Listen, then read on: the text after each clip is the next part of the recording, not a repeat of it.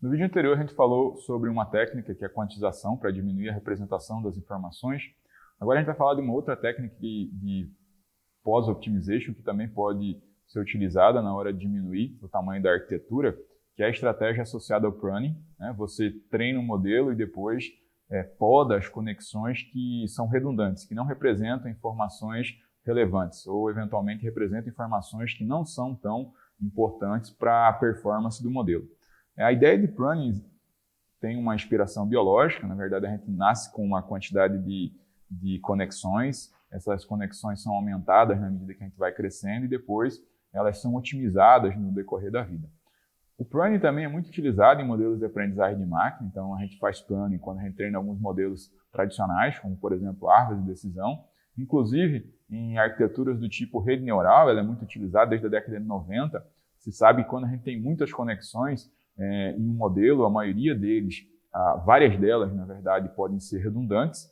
E a conexão, na ideia da poda, é você tentar juntar ou otimizar, de certa forma, durante o processo de treinamento, para que as conexões representem informações que são muito próximas ou parecidas e conexões que não representem informações que auxiliam no desempenho do modelo ou na performance desse modelo, podem ser removidas com um pequeno prejuízo ou eventualmente sem prejuízo na performance desse tipo de arquitetura. Então a gente tem no início uma arquitetura totalmente conectada e durante o processo de pruning a gente vai removendo algumas conexões desse modelo e essas conexões, se a gente remover todas as conexões associadas a um neurônio, a um nodo, a gente pode eliminar esse nodo da arquitetura da rede. Existem algumas estratégias, inclusive, que mantêm esses nodos na arquitetura, zerando as conexões, ou, eventualmente, alguns autores sugerem que você pode pegar e utilizar esses nodos que estão representando informações que não são relevantes ou que têm menor importância para armazenar outros conceitos associados a outros rótulos ou refinar conceitos associados aos rótulos existentes. Então, eu poderia, talvez, usar essas conexões que são redundantes para representar uma outra classe ou refinar os conceitos associados à classe pré-existente. Então, a ideia é tentar otimizar o uso das conexões na arquitetura. As estratégias associadas a você fazer pruning normalmente estão relacionadas a você identificar qual seria a relevância de cada uma das conexões e, a partir disso, eliminar as conexões que são menos importantes. A ideia de você encontrar qual seria, ou criar essa ordem nos neurônios, pode vir de diferentes estratégias. Uma das estratégias é olhar para o valor da função de perda. Então, a gente pode arbitrar lá o valor da função de perda e definir quais seriam as conexões que influenciam mais nessa função de perda. Eventualmente, aqui, a ativação média, né, do neurônio, da conexão. Né? O valor de saída, se o valor de saída for não nulo, para valor de saída nulo, a gente pode interpretar que a contribuição dele para o desempenho do modelo é baixa e ele pode eventualmente ser removido, ou alguma outra estratégia que consiga mensurar a importância dessas conexões no desempenho do modelo.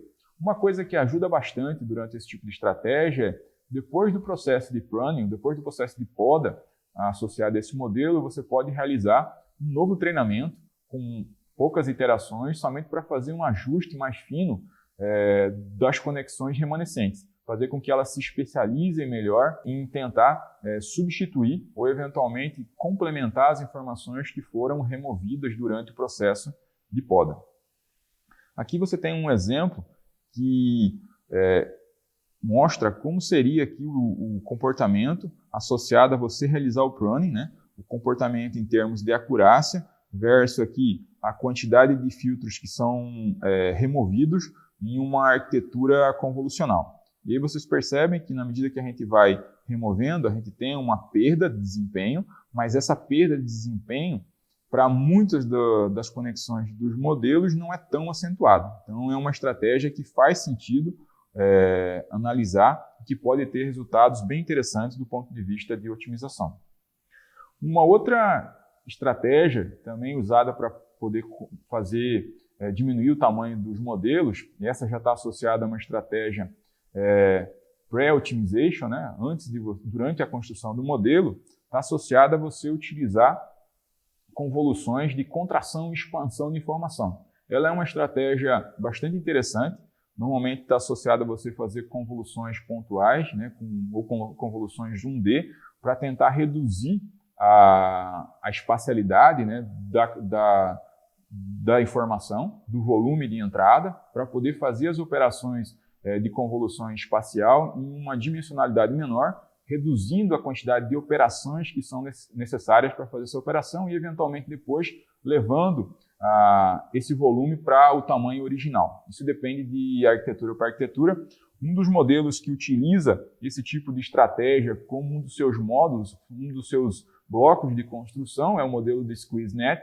A ideia dele é você utilizar filtros que diminuem o tamanho da rede, né, do tamanho do volume de entrada, e a partir disso realizar as operações. Então você tem lá, primeiro, um módulo que faz lá uma contração, e aí depois um módulo que realiza a expansão, alterando novamente a geometria. Então você tem um maior processamento sendo realizado enquanto a espacialidade do volume está menor, e depois ele volta para o tamanho original. Essa mesma estratégia é utilizada em duas arquiteturas que a gente já viu, que são as arquiteturas do GoogleNet e da ResNet. Eles usam essa estratégia para tentar diminuir ou controlar um pouco da explosão de tamanho que acontece quando eles realizam as várias conexões. Então, você tem lá os vários diferentes bottlenecks, né?